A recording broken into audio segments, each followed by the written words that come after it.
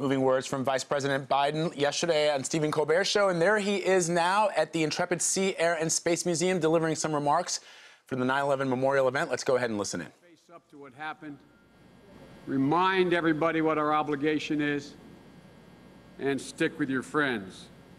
Billy Joel, no one writes or sings better than you, except one guy wrote a little better than you, William Butler Yeats. He said once, "Pray I will and sing I must, and yet I weep." Billy, thank you for helping so many New Yorkers, so many Americans sing more than they've wept over the last 14 years. To the families of the fallen, again, I admire your courage. In a similar circumstance for me, I never had the courage to show up for the first 5 or 6 years.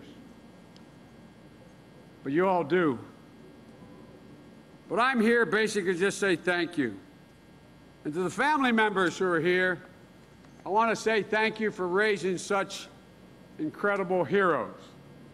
Being a firefighter or a police officer or first responder isn't just what your sons and daughters and husbands and wives did, it's who they were. It's stamped into your DNA. There's something about you. It's different.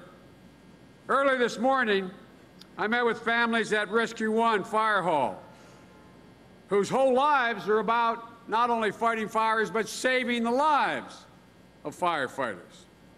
You know, there's an old expression, God created all men equal, but then he created firefighters.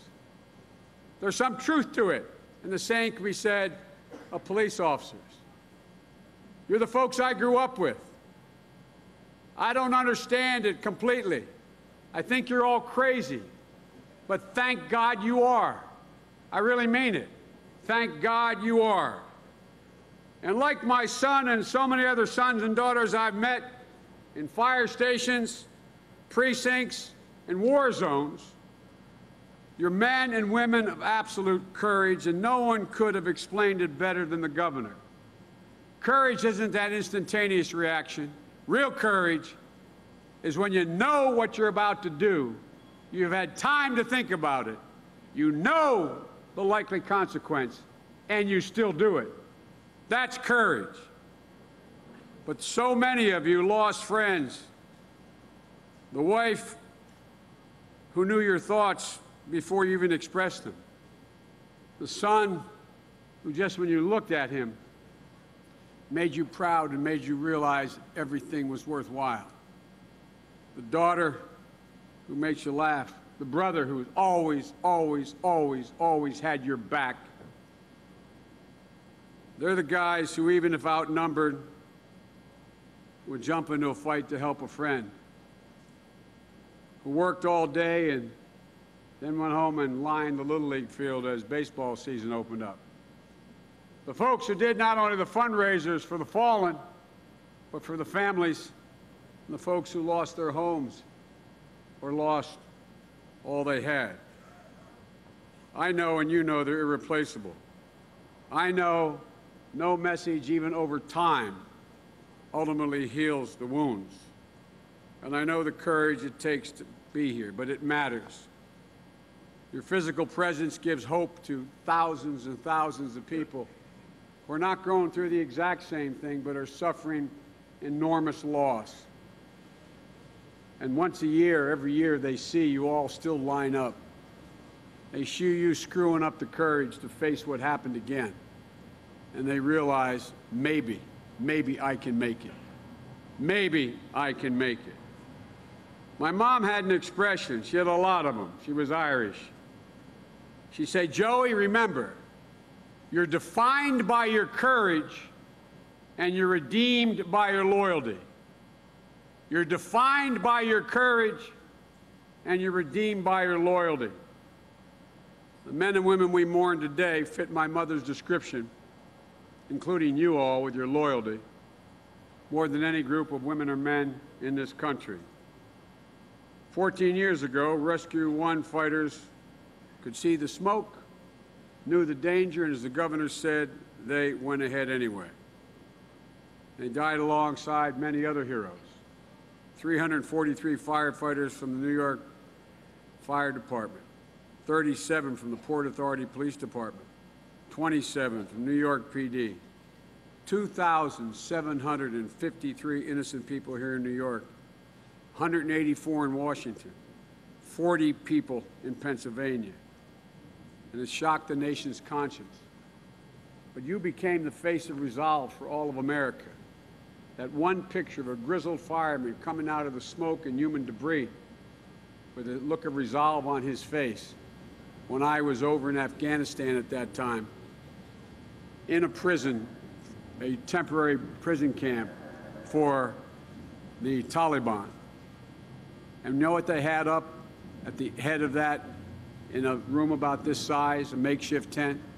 They had the picture of that fireman in the middle of the war zone in Afghanistan. That's what gave them courage. So folks, like the 9/11 generation that created the finest warriors we have ever seen in American history, after 9/11 and seeing your resolve, 4,600,000 people signed up to join the United States military. Over 2,500,000 of them went to Iraq and Afghanistan to avenge the losses that occurred here. Every single day,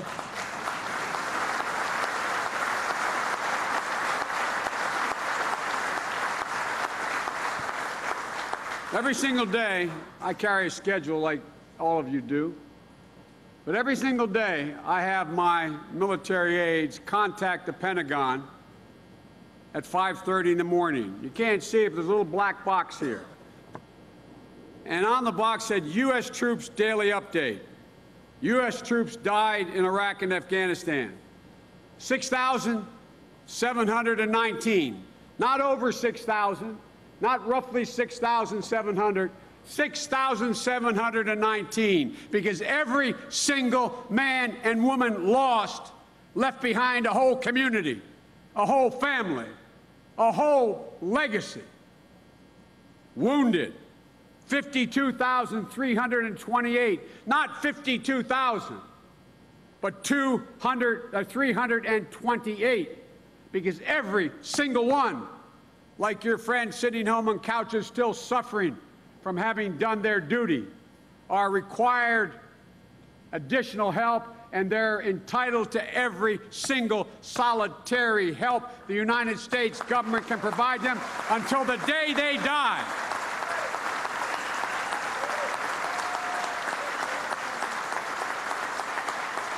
And the thing I love about you guys, you don't leave anybody behind. You don't fail to remember every single solitary individual. In a nation and a world that's become numb with violence and overgeneralizations, we talk about it like, as Pat Moynihan said, we're defining deviancy down. You guys don't. Remember every single solitary person. And so, folks, we owe you. We have many obligations. But I'll conclude by saying we only have one truly sacred obligation, and that's to take care of the people, equip them, those who serve us. Our lives protects our lives and our nation, and take care of their families when they come home, however they come home. Folks, there's a headstone in Ireland that reads the following.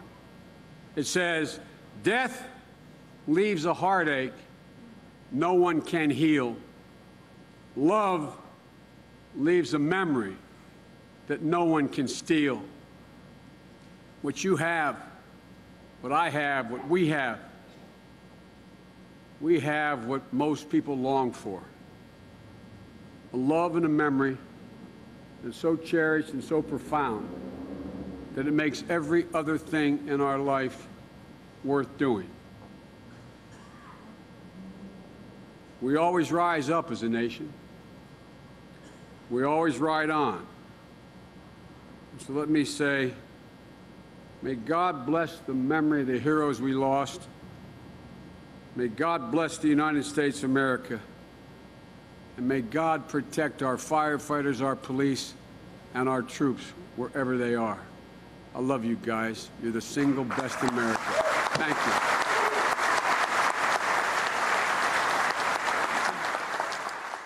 Vice President Joe Biden at the Intrepid Sea, Air, and Space Museum here in New York City, delivering some remarks at the 9/11 memorial event. The Vice President praising those first responders, the hundreds of first responders who lost their lives attempting to rescue those in those Twin Towers, those at the Pentagon, those in Shanksville, Pennsylvania. Also, the soldiers, sailors, Marines who have, as he called it, taken on the flag to get their revenge, vengeance for those who lost their lives, those Americans who lost their lives on that terrible day. And many of them, he said, left a whole family behind, including a whole legacy. Vice President Biden there.